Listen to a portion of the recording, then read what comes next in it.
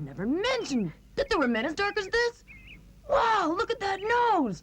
He's just like a pig. He's a monster! Hut! In today's episode, I'm joined by Katie Chen, who is a matchmaker, co-founder of the matchmaking site, Two Asian Matchmakers. First off, thank you for joining me, and want to give you the opportunity to introduce yourself if you want, so go ahead. Hi, everyone. I'm Katie Chen, and May and I are business partners. We both own Catch Matchmaking, and we've been matchmakers for almost 10 years now, 2009. It's unbelievable saying that because it really feels like yesterday. There's just so many adventures, so time flies. Yeah. And I reached out to you because you were on Natalie Tran's documentary, which discussed white male, Asian female relationships. I want to get into that, but I kind of want to look at the bigger picture in terms of what men are looking for on your site and what Asian women are looking for in their men. I want to start off by looking at a study that was done by Are You Interested, which is a dating app. And they showed that most men, except for Asian men, respond to Asian women the most. My first question is, why do you think that there is such a high demand for Asian women? That's the million-dollar question. We came into the industry just as general matchmakers. We were so innocent. We were just in basically full-time careers prior to starting this in the business world. And in the business world, you don't bring people's race into things. You don't bring people's gender, religion. You stay away from any of these topics. So I was in management. That's what we were taught to do. Do not go there. So getting into matchmaking was super interesting. People started looking at us like, well, you guys are Asian, so you must know a lot of Asian women, or you must be Asian matchmakers. All your clients are Asian. We're like, why are people assuming that? That's so weird. So we started our brand, Two Asian Matchmakers, a year after starting Catch Matchmaking. So ironically, we started it because we thought, okay, people need to stop talking about race. They need to come here and talk to us about individuality. So we're going to be Two Asian Matchmakers to refer to ourselves as Two Asian Matchmakers. And it could be interpreted as, oh, well, maybe we know a thing or two about Asians, but we also think we got to crack beyond the race thing. So why do men in general like Asian women so much? That's the reason why we have that platform, to really welcome the men. And so they can come and tell us personally, what are your reasons? What's going on? Because we do attract Asian women because we're Asian. A lot of the women come to us for the reason of saying, yay, you guys are going to look at us like individuals now because you're Asian, so you know what we face on the surface. But let me tell you more about who I am as an individual, plus I am Asian. So anyway, that didn't quite get too deep into your question, but that's kind of our question ourselves that we ask. Why do men like Asian women? Okay. Do you see, going I guess deeper into it, do you see that there is a demand for Asian women by all races through your matchmaking service? Well, I think initially a lot of guys mark Asian as one of their preferences because we do allow them to mark. We list all the preferences just like online dating. Do you want Caucasian, African American, Latino, mixed, Native American, everything like that. But we noticed that guys always marked a couple of ethnicities. They always marked Caucasian, Latina, and Asian. But if you basically get rid of everything else, everyone had a commonality of Asian. So it's a question of whether because we're Asian and people sought that out already. So when we put that on as an option, they marked it. But yeah, there are people who come to us to say, I'm coming here because I want to date Asian women and you two are Asian. So it's like the chicken and egg problem. Which came first? Yeah. In terms of some of the negative aspects that are associated with some men liking Asian women, there's Anna Akana, who's talked about the idea that Asian women are exotified or thought of as submissive, and negative stereotypes such as that. Yeah. Do you believe that there's like a substantial or like a significant portion of Asian men, or non-Asian men, I should say, that come to you for those reasons because they're looking for those negative stereotypes in Asian women? Yeah, there totally are. And we really are so thankful for the profile being a filter, because people can just off the cuff tell their friends or think in your head, oh yeah, I really think this girl's cute because she's Asian or really exotic. But when you have to put it on paper and someone else, a third party, has to review it and you mean it, then it's another level of commitment in their head that this is really what they believe. And when we review their profile, and if they're objectifying Asian women or coming to us with fantasies and things like that, then we know, okay, that's probably not our potential client, because the women have already told us, hey, we're coming to you because we're more than just our race. So hopefully you're not going to match me with men who just are interested in my interested in looks as natural. I mean, that's where it all starts on both ends. With chemistry, it has to start somewhere. So it's okay if you're preferring one look over another. It's just if you're objectifying or sexifying somebody, oh, well, they're not going to have too much success with us as matchmakers. So they are better off moving on and trying things on their own. Yeah. And personality-wise, outside of like the racial preference or the negative stereotypes associated with that, what do men say that they're looking for, like why they gravitate towards you and your matchmaking site for Asian women? Well, guys who have no clue are the only ones who really say they think Asian women are submissive. The ones who dated a few or met some, or at least we're talking in a very, I should say, we're kind of in a bubble, because we're in Los Angeles, we're in California. There's a lot of Asian women. There are a lot of women who range from recent immigrants to first generation, second generation, third, fourth. So we're talking about a range of personalities. But generally speaking, no matter in the ones who come to our database, they're taking charge by like filling out a profile. So their personalities, even if they're recent immigrants all the way to fourth generation, they're going to be kind of, they're not going to be submissive.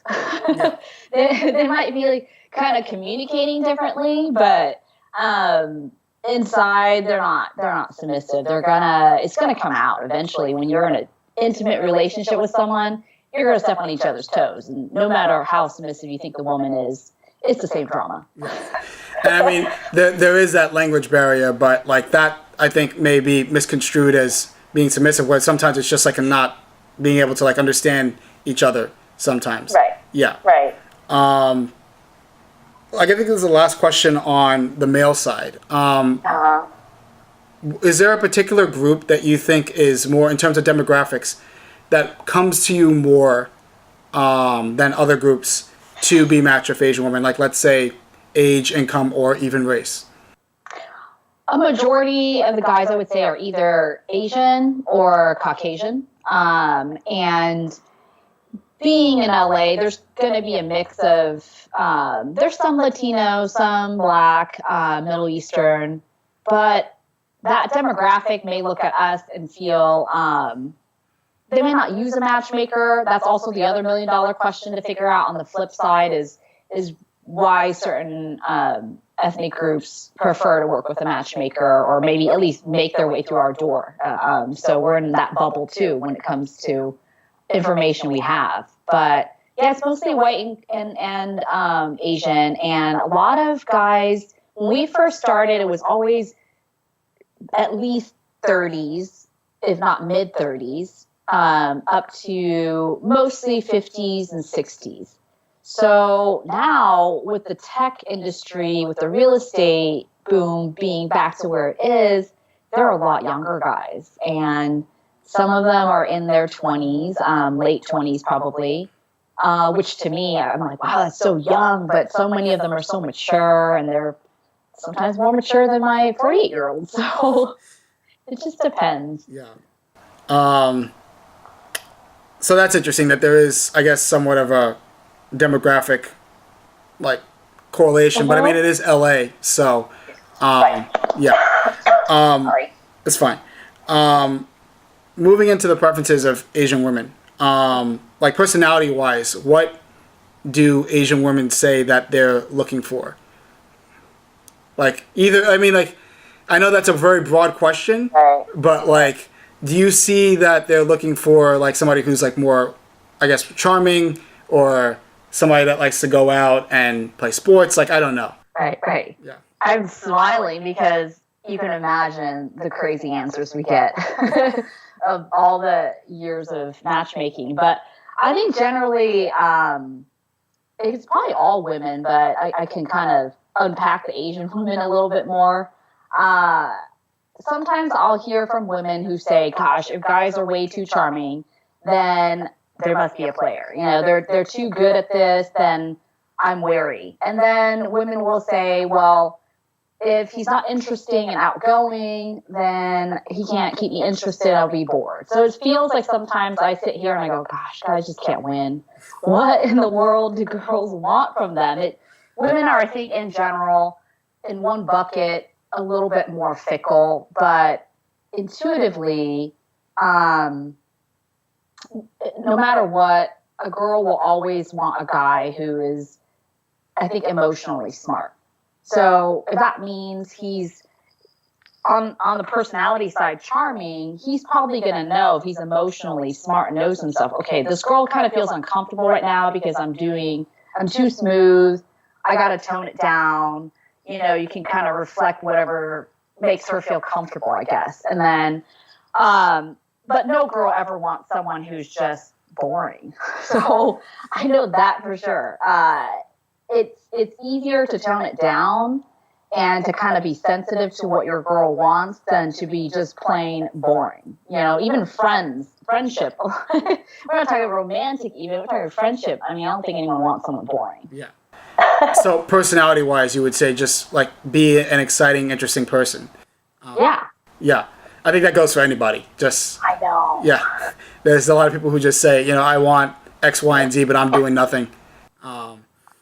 Yeah. So many, especially guys. I mean, it's guys come to me, and I think guys are generally a little bit more on the reserved end or something like that. Or it's more acceptable for them to be more reserved, but they'll say, hey, I'm really introverted, but I would like a girl to be more sparkly and bubbly and things like that. I'm like, you should hear the conversation I'm having with this girl because she wants someone outgoing, and you guys are not going to match up. So we got to work on some of that. You know, we can't change people to 180, but we should make them aware of how women are perceiving them and who they prefer. Are they looking for you? And what can you do about it if they're not? Like, just bend a little bit in terms of what you're looking for. Like I asked for the men, I'll ask for the women. Is there a particular demographic group in terms of age, income, or race that Asian women are more inclined to say that they want compared to others? Well, it's probably not going to, you know, blow the roof off of anyone's house if they hear it's kind of what Hollywood portrays. Not to say that only in LA do people see it that way, but I think the guys who come to me, if they're Asian or if they're white, that's going to be more of the demographic that a lot of Asian women tend to naturally not have to do a double take. You know, okay, you sent me this profile, great. And if a guy's within probably 5 to 10 years of her senior, you know, in terms of age, she probably doesn't need to do a double take, but matchmaking is all about double takes because it is boring when it is just so simple. We've been doing this for 10 years. So for us, our approach is we want to unpack what is going on in someone's head, their belief systems. Is it holding them back from happiness in general? Because that's really why they're coming to me. They could say all these things like, I want this height, this income, this, that, and like, oh, hopefully, you know, we'll do all these exciting trips together. But what they're really saying is, I want to be happy. And for us, we need to either say, okay, that's kind of realistic, or, you know, is that really going to make you happy? Because the other party is not showing up. They're not saying the same things and preferring you. So what should we do? Yeah. But back to kind of your question, like what ethnicities, is there income or race or age that women prefer? Asian women, I think in particular is your question. They're going to see what's going on TV, what their parents have told them, what their friends are saying even in 2018 right now, people are still very affected by their social kind of what voices they hear in their social environment. So when we have a client, and we could break down even like, hey, how is white guy's experience different than an Asian guy? And there's still differences even in that, difference on what Asian women prefer. And then when we have Black guys, Latino guys, Middle Eastern guys come to us, we always talk about, okay, how is that going to affect your equation? What are your numbers? And how do we go about doing this? And which Asian women are looking for you? And does that sound good? Yeah. Before we work together, Yeah. Going into a little bit more, because I am half Black, half Hispanic. Okay. Yeah. What struggles do you see, and even in Middle Eastern men, like what they face in terms of being matched relative to Asian and white men? What struggles do you see them facing? Like, how is it more difficult? Is it less difficult? Like, why is there that difficulty, I guess, if there is any? Right. When people are finding their own matches, that difficulty is very pronounced, because if you're online or if people just meet, I think sometimes just in a social setting, even in person, there isn't a context about who's behind Raphael. Who is Raphael aside from what I can see? And the same thing is like, who is Katie aside from who I can see, on photos? So when it comes to just that level of finding a mate, I think it's just really hard because people fall into stereotypes because they don't know what else to go by. And if they go by your profile, well, that's all self-declared. So it's tough to take it for, is there any trust in what is written? So, but for matchmaking, what the fun part begins is when we sit down with that particular guy and we get to understand who he is. Like, what's his life story? What are his passions? What is he convicted about? What does he not care about?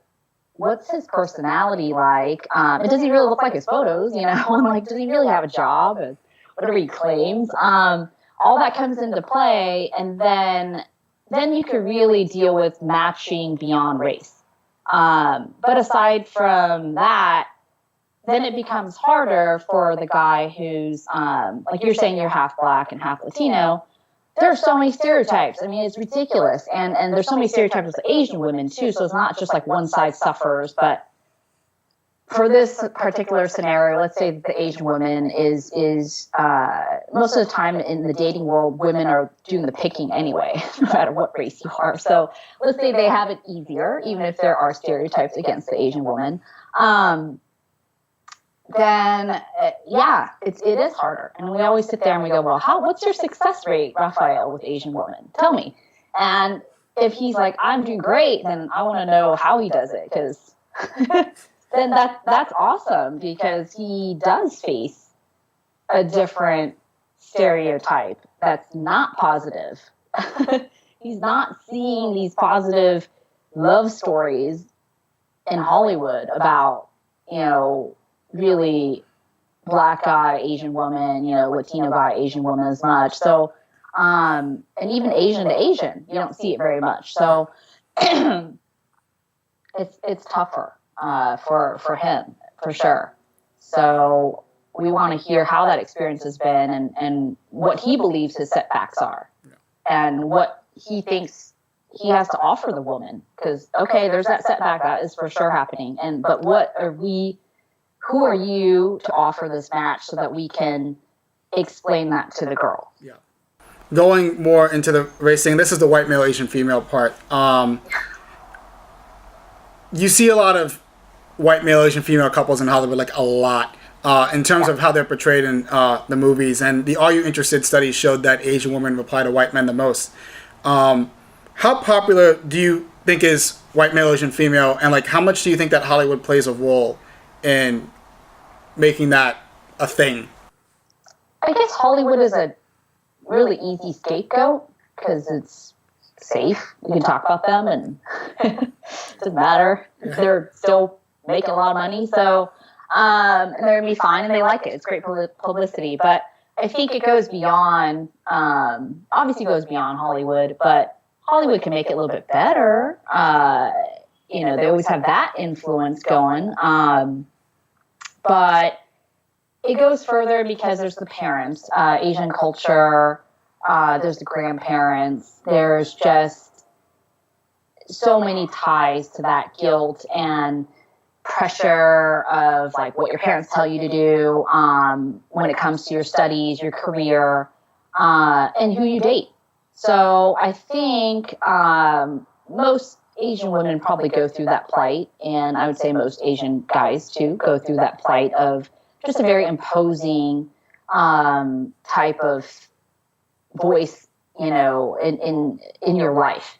And it doesn't mean when you turn 18 or 21 or 35, 45 or 50 that they stop treating you like you're 5 years old. So a lot of, I think, Asian women learn to live with that, or they fall into a real deep rabbit hole of just never coming out and saying, well, no, this is how I feel. So unfortunately, that's going to hurt your feelings, mom and dad. But, you know, really, that's happiness. You want me to be happy. You need to go with this. If you don't go with this, it's okay. You're eventually going to see what's up. So I don't think this is just so unnatural for Asian culture to go that direction, because you have to respect your elders. If it makes no common sense, don't worry about it. It is your elders. Just go with it, you know. So there's that fight going on all the time when they look at a future mate even. But it's not just a future mate. They've been dealing with it for like ever about like how they look, how they should look, how they should dress, not too slutty, not too conservative. There's all these like contradictions all the time. I think it happens with a lot of cultures, but in particular, I guess that's based on who I'm interviewing, what I hear from Asian women. So anyhow. So Got off track. What was our question? No, I guess what you were saying is that it's not so much Hollywood as it is the culture that makes, I guess, white male, Asian female popular. Like white men are thought of as okay to date by Asian culture or like Asian family members. Is that what you were getting at? Yeah, I think in a very general sense, you'll hear that. But I think a lot of it depends on which kind of generation you're dealing with too. You know, the recent immigrant might believe that as well, because they're like, wow, we're in America. Well, you know, obviously that's going to represent the majority and we want to fit in. So that could be the thinking. But sometimes you'll meet recent immigrants who say, in order to have long-term happiness, you need to date someone of the same race, because you're going to get each other, you're going to get each other's struggles, you get each other's language, you get each other's values, long-term harmony in the family. So you're going to hear kind of both sides, but you'll rarely hear kind of, okay, go ahead and date someone Latino or Black or Middle Eastern or Indian, because they just don't, it's a hierarchy going on, I guess, in their heads of who's going to bring you happiness and more than what you have now. I think that's a little bit of sounds really transactional, but sometimes the pragmatic Asian thinking, it's amazing to me what I hear. I'm like, okay, yeah. It sounds interesting, but is that what you want? And sometimes women would be like, no, that's really not what I want. I'm just telling you, this is what I hear from my parents. I'm like, okay. It's interesting that you mentioned like the pragmatic approach to dating, because that was kind of leading into my next question, and it's going to be kind of long because I need to bring context, so just give me a minute. Like you see a lot of Asian women marrying white men, like Christy Yamaguchi. Michelle Kwan was married to one. What was another one? Mirai Nagasu was a figure skater, has a white boyfriend. Chloe Kim has shown interest in one. Point being that these Asian women are the ones that are more popular, the ones that are more famous, well known. And even like Asa Akira, I know she's a porn star, but she's married to a Hispanic or Spanish guy, and who looks white, and he's not as popular or famous as her. But like you compare it to like Black and Hispanic relationships with Asian women, I can't think of any celebrity Hispanic Asian relationships, but for the Black ones, Wayne Brady was married to an Asian woman, Dave Chappelle is, Wesley Snipes. They're the ones that are more popular. They're the ones that have the status. They're have the fame. And to me, it looks like if you're Asian or even white especially, you don't have to have as much of status and like wealth because your race is your wealth. It is your status. And if you're black or Hispanic, you need to have that status because your race doesn't have a lot of wealth associated with it. That's how I see it. Do you see this type of like trend going on here? I know that's very controversial, but that's kind of what I'm seeing in terms of a pattern. Like I feel if I wanted to get an Asian woman, I have to have Harvard. But a white male. They love Harvard. Yeah. Just kidding. But not. But white men may not necessarily have to have that. Is that a trend that you see, or? You know, it's interesting you ask that. Maybe as a younger matchmaker, that was maybe the case, or maybe the times have changed. Whatever it is, they're both kind of tied. It's a chicken and egg game. So the more mature and more years I've had in matchmaking, these like more controversial factors are so interesting. And so those are the type of clients we love to take on. And those are the type of cases we love to take on. And not just related to race, but so many factors in life that make things complicated. And it's never linear. So what you're talking about to me in matchmaking means someone needs to hit some kind of minimum threshold. Okay, so whatever that threshold is very varies by individual. So I can tell you that the race threshold is not as big of an issue for us as a matchmaker here, at least at our experience level, because we used to just put people somewhat like, oh, let's just follow the box they check because that must be it, you know. But their chemistry is completely based off of their narrow window of experience they've really had. So when you present somebody, first let me answer your question directly. Do you need to have as much wealth, career? When I think of the men that you just mentioned, I think of they're powerful men. They have a great career that they love, or at least so in Hollywood they seemed very happy, and they are very confident, and they seem to have a lot of credibility. So these are all very sexy traits to women, regardless of what race. If a guy who comes to us who's Caucasian doesn't have any of these things going for him, lacks confidence, lacks a career, lacks education, charm and physical attractiveness to what the woman prefers, it's game over. She's gonna rather be presented with a different guy. And that different guy can mean someone who, when you give the ethnicity difference, can be a black guy or a Latino guy or Middle Eastern, Indian. She's gonna take a look at that and is going to say, oh, wow, I've spent some time with May and Katie, and if they recommend this other guy, that must, okay, I can see physically, those tangible factors, career, credibility, financial stability, confidence. It's here in this guy. I'd rather go on a date with this guy. He's not white, but you know what? I'm not going to go on a date with this guy. So it's a threshold. Yeah, when you reach that threshold, is it supposed to be higher if you're not white? I don't know. I think it's if I present both people with the same level of power, success, money, and confidence, and one's white and one's black and one's, let's just put them on non-white. There's too many words. Then who is the Asian woman going to choose? I don't know. Never had too many of that case. Well, I guess if I were to just put my money on it, she'd probably choose the white guy, sure. All things being equal. But she also knows, because she's smart and she's at that time to look for some guy to increase her chances, she should go out with both. Because we always believe that. So hopefully that's the kind of woman we're dealing with. If she's just going by race, well, okay, whatever. I always tell my clients, you saved yourself then. You don't want to meet her. So just move on. There are more fish in the sea. We don't need to go beg her to do anything. Let's move on. So. Yeah.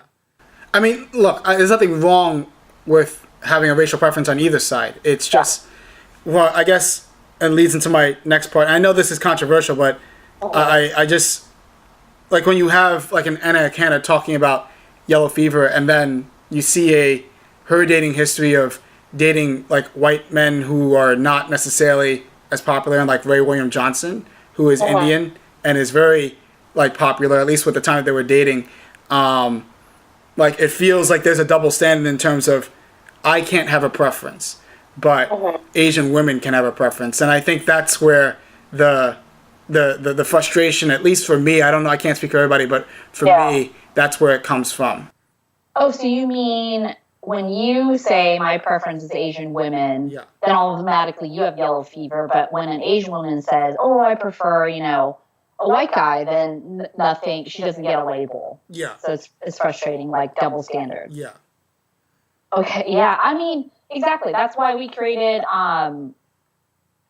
we felt frustrated on behalf of guys, to be honest. So we're like, well, this is a safe space. You can come to us and you can tell us what you prefer. And we also understand there's going to be that certain factor where guys come to us for the wrong reason. Because when you Google Asian dating, there's like a lot of unsavory, weird sites out there, and they're mostly focused on sexualizing Asian women. So, okay, we're going to get that share, but people, we weed those people out. And plus our marketing material and everything is talking about more like values, like personality, family oriented, perhaps, goal oriented, and just generally, if you have a preference, you have a preference. That's where chemistry starts. We don't have to like hide behind a bunch of other stuff. And we're not going to say, oh, you have yellow fever. It's just not. It's just you have a preference. So, but let's talk about it. Let's unpack why you have this preference, and let's talk about, well, did you know that Asian women have this perspective about guys in general? You're actually, on a level of 1 to 10 residing here. How do you go from level 2 to like 8 so she can notice you're her match? She might not get it because of what you wrote in your profile. This photo really sucks. It doesn't represent you, or you're not representing yourself the way that the women prefer. And that's kind of what we're here to do, is just be an agent. Oh, yeah, that makes sense. That's fine. I kind of wanted to unpack like that racial dynamic because I've seen it. And I think it's, considering that you were part of Natalie Tran's documentary, I thought it would be good to look at it from all perspectives in terms of why they might go for white men and why they may not go for black men. Yeah, go ahead. I do. Yeah, I was going to say one thing that was really interesting that came up recently was a lot of guys came to us saying they want a certain kind of Asian woman. And in my entire career, I never really heard of it referred to this way. But someone told me they wanted a soft Asian look. I'm like, what does that even mean? And they meant a Eurasian Asian look. I go, can you show me some photos? Because I'm not really sure what do you mean by soft Asian look? Like Asian light. I'm like, wow, is this new? Because a lot of the women that you mentioned, in celebrities-wise, not all of them are Asian light, meaning they look Eurasian. So they want a mixed Asian look. They don't even want, like me, I'm Asian. So they don't want the, round face, flatter nose or something. And it's hard for them to even come out and say it. And I'm like, what do you mean? Just show me some photos. Because I think they feel like they'll offend me. They say, I don't want you. I want someone not so Asian looking. So there's just, people's preferences sometimes can get a little bit crazy. Yeah. They're really, really missing the mark on what is really behind the curtain when it comes to a relationship. Yeah. Just like a Chloe Bennett? Is that what you mean by What's that? A Chloe Bennett? Like Chloe Bennett is she's white and Asian. Oh, I think I looked her up. Yeah. Yes. Okay, somebody like that? I don't know. That's true. Maggie Q. Maggie Q. Yeah. Yeah. Someone like that. I'm like, okay, who doesn't want? It's just funny. I'm like, okay, thanks for giving me celebrity examples.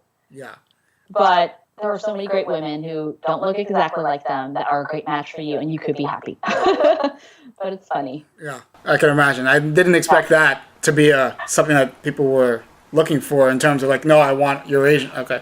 I didn't know that was a thing. But I guess my last question, my last couple questions come down to like what advice would you give to men that come on your site looking for Asian women? How can they present themselves in the best light possible?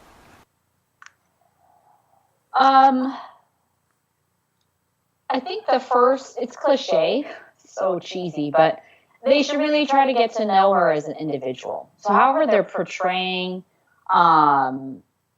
who traits that they want in a partner, it really needs to come off as something that's just not related to, if she's Asian, I'll take her. The woman will, that's going to put up barriers so fast if a woman sniffs that out. So it's cliche, but getting to know her as an individual will be the key, because there's so many nuances to a person. Yes, race is an influence, and it will always be there.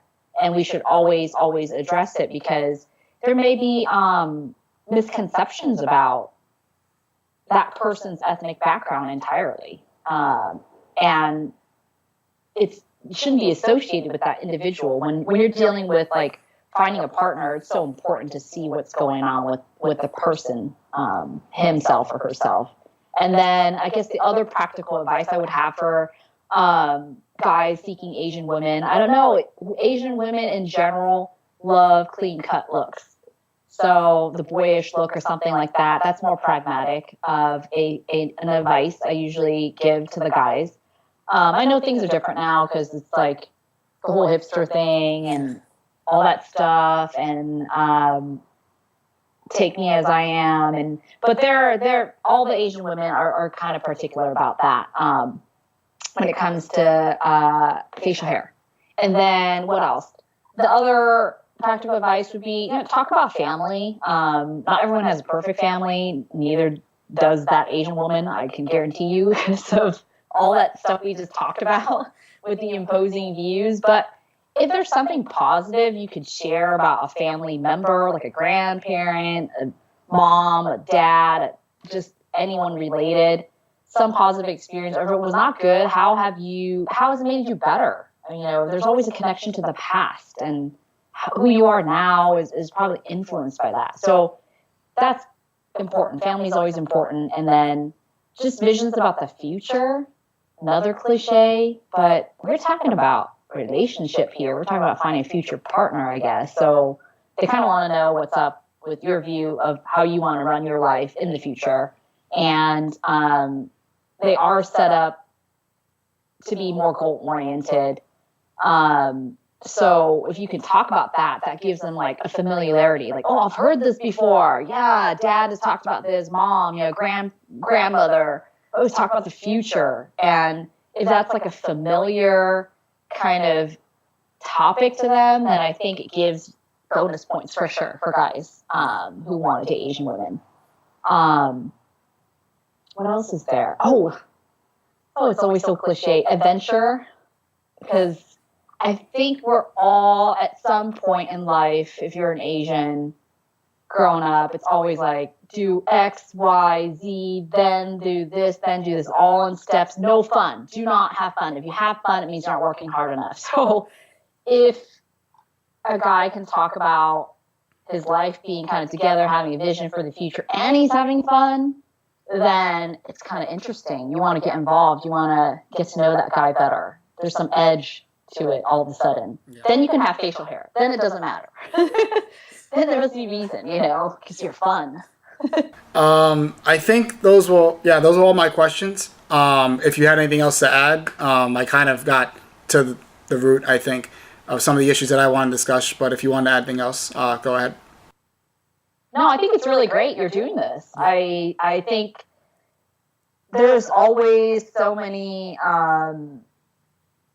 people who want to say, don't worry about that. It's not going to, just be yourself and everything will be okay. But people don't want to talk about how hard it is to where your race or your age or your gender, where you live even. I mean, I'm dealing with geography too in LA, and that's always so funny. Oh no, I can't go across the 405 freeway. It's going to cause a huge impediment in my life, and she better be worth it. And so it's like you're dealing with so many made up, hoops to jump through, that when people don't talk about it, that's when people don't meet. That's when you miss a connection with a friend, with a potential job, and in this case that we're talking about, could be the love of your life. So I think it's so cool you're doing this and bringing in the challenges and wanting to talk about it, because then we can understand what guys are facing out there, what women are facing out there, and in particular, if their age, their race, their geography has anything that could be holding them back that's just not even true.